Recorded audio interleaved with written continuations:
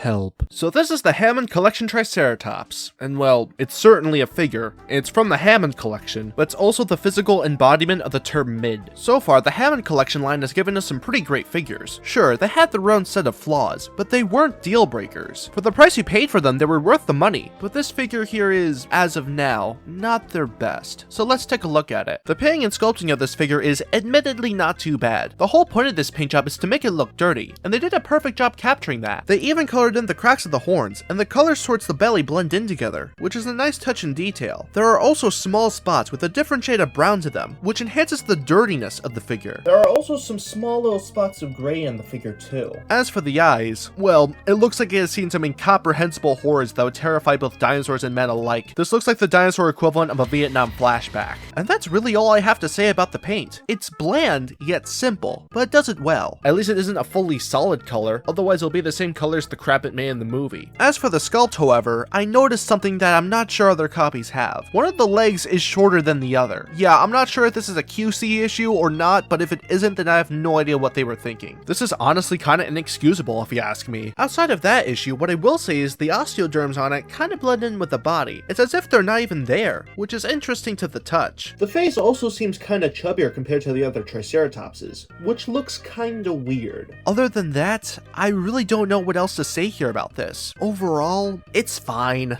Well, for the most part at least. However, I have a lot more to say about the articulation, because it's very disappointing. Let's start out with the biggest issue of this figure, the lack of jaw articulation. I don't get why the head is just a solid piece. So you're telling me that other herbivorous dinosaurs like Pachycephalosaurus have hinged jaws, but not this one? I can't see what makes this an exception. As for the head itself, it's simply on a ball joint. I would have asked for neck articulation, but the frill would get in the way. The legs can swing back and forth, can bend at the knees, as can the feet. The same can be said for the back legs as well, and they can all swivel. However, none of them can move outwards, so the legs can't spread out, which limits their movements. Now, if there's one thing that upsets me the most, it's the fact that there's no waist articulation. But unlike previous releases, I have a feeling this was planned, but for whatever reason got scrapped. What makes me say this? Well, during the Beyond the Gates reveal of this figure, you could see during its production it had a visible seam line along its waist, which means that at some point it was going to have waist articulation. So why did they scrap it? All this is now is just a glorified brick. In fact, this is on par with the mainline Triceratops. Weren't Hammond Collection figures supposed to have more articulation than the mainline ones? Wasn't that the whole point of them? Well, lastly, the tail has a ball joint at the base of it, along with the last segment with included benny wire. I mean, I think there's benny wire in it, but it's kinda useless due to how short it is, which is also what she said. The posability of this guy is subpar. The only good pose to get him in is his sick pose, but he's pretty much just an articulated brick. Yeah, if you're wondering why the poses I put this guy in throughout the video look bland, that's due to how limited the articulation really is. It's that bad. Plus, I was accused of bestiality by a ketchup-drinking fox lady while filming for this video. Was Spino spotted in the tiger preserve? Spino, are you actually an Indian man? Spino, did you rape these monitor lizards?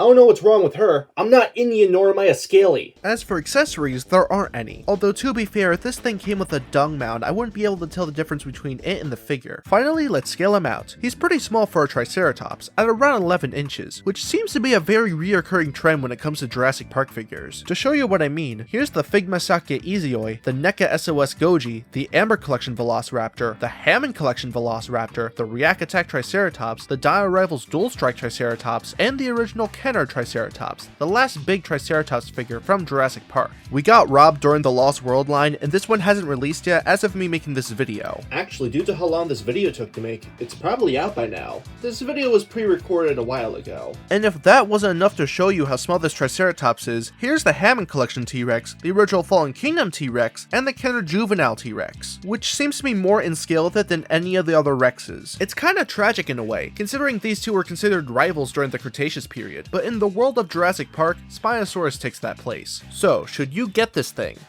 No. If I'm being honest, this is more or less like an upgraded mainline figure. If you remove the articulation from the legs and tail, you'll just be left with another mainline Triceratops. It's sad because I really wanted to like this figure because I have a soft spot for Triceratops. Heck, I'm part Triceratops after all. It's not the worst figure in the world, but it's certainly disappointing. Now, I don't know if Mattel is willing to do this or not, but I suggest they should make a 2.0 version of this figure, giving it added posability, sizing it up a bit more, and maybe a slightly better paint job. Of course, one can only only dream of that. As of now, you're better off just getting a mainline Triceratops, which there is absolutely no shortage of. Or you could sell your organs for a piece of the Mesozoic figure. Now you might be wondering why I bought it in the first place if it was so disappointing. I just wanted another Triceratops in my collection, but I wished it was better. And that's all I have to say. Thank you so much for watching, and I'll see you guys in the next one, whenever that'll be.